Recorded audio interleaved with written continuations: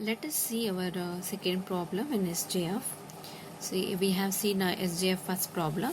In the second problem, statement is same, and you can just see the tabular form here.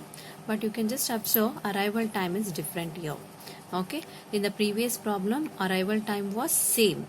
Here in the second problem, we have got arrival time in a different way. 0, 1, 2, 3 means process are coming at different timings. Okay, so burst time is given, so we need to find out the waiting time, and it is a non-preemptive. And you just look at the tabular form here. Actually, using this same data, you can schedule SJF non-preemptive as well as preemptive.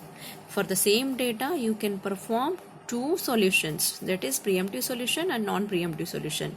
But since I am explaining non-preemptive SJF, I will schedule the same data using non-preemptive, and I'll use the same this data for preemptive also. You can perform both the operation here. Preemptive nu ಮಾಡಬಹುದು, non-preemptive ಮಾಡಬಹುದು.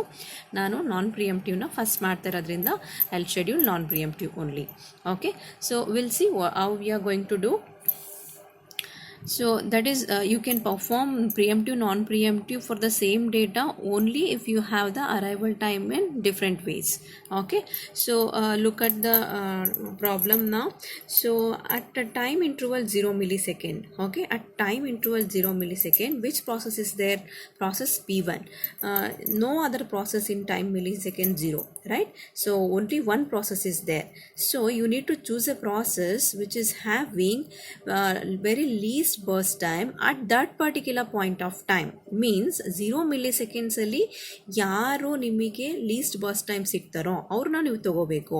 ಆದರೆ ಈ ಟೇಬಲ್ನಲ್ಲಿ you have got only one process at a 0 milliseconds, that is process P1. So I don't have any options to compare with the burst time. So what I'm going to do, I'll just schedule process P1 as a least burst time process, because I don't know any other processes, because they have not yet come, they have not yet arrived. Okay, so at 0 millisecond only one process is there, so I'll assume that that process itself is having a least burst time. Okay, CPU is going to think like that. So it is going to be executed. Since it is a non-preemptive, so it is going to directly execute the process P1 until the burst time is going to be completed. Okay, if it is a preemptive scheduling, it was scheduling in different way. Since it is a non-preemptive, once the process enters for the execution, it is not going to allow other process to get its chance until unless this process is going to exit. Okay, so you just look at the chart now. So process P1 completed at 8 milliseconds. By that 8 milliseconds, you can just observe process P2 has arrived, process P3 has arrived, process P4 has arrived. So all have arrived within 8 milliseconds. It has arrived at 1 millisecond, process P3 at 2 milliseconds, and 4 at 3 milliseconds. All processes arrived and they were waiting actually. Okay, so by that time process P1 completed the task.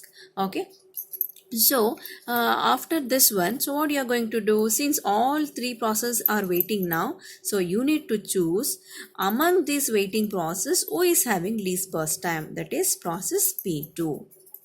Okay, so that is 8 plus 4 milliseconds, you are going to get 12 milliseconds. And next, among these waiting process, P2 is chosen. Now next process to be chosen is process P4. So he is having burst time of 5 milliseconds. 12 plus 5 is how much? 17. Okay, so in the same way, I'm going to schedule the last process, that is a process P3 with the burst time 9 milliseconds. So you're going to have 17 plus 9, 26. Okay, Gantt chart is completed. So write the completion time now.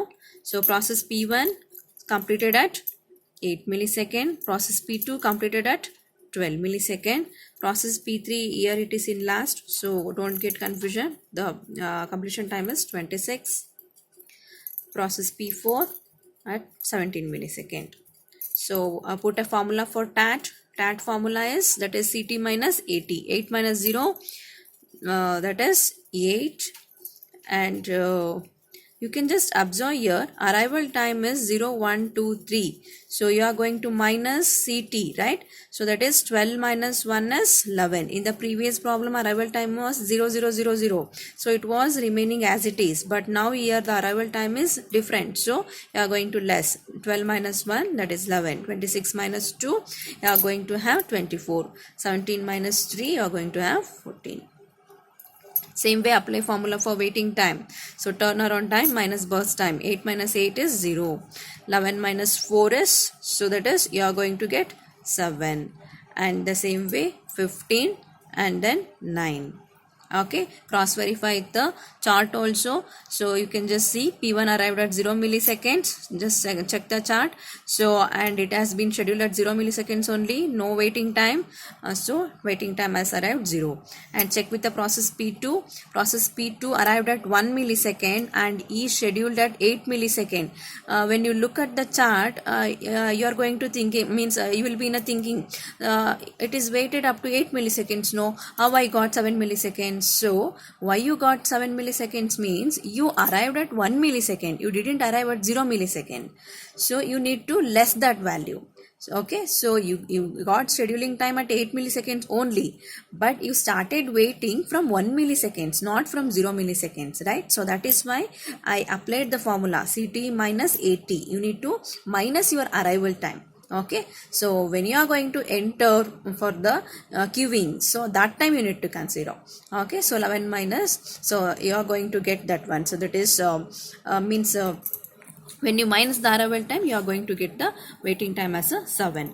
In the same way 15 and then 9. And as usual, average waiting time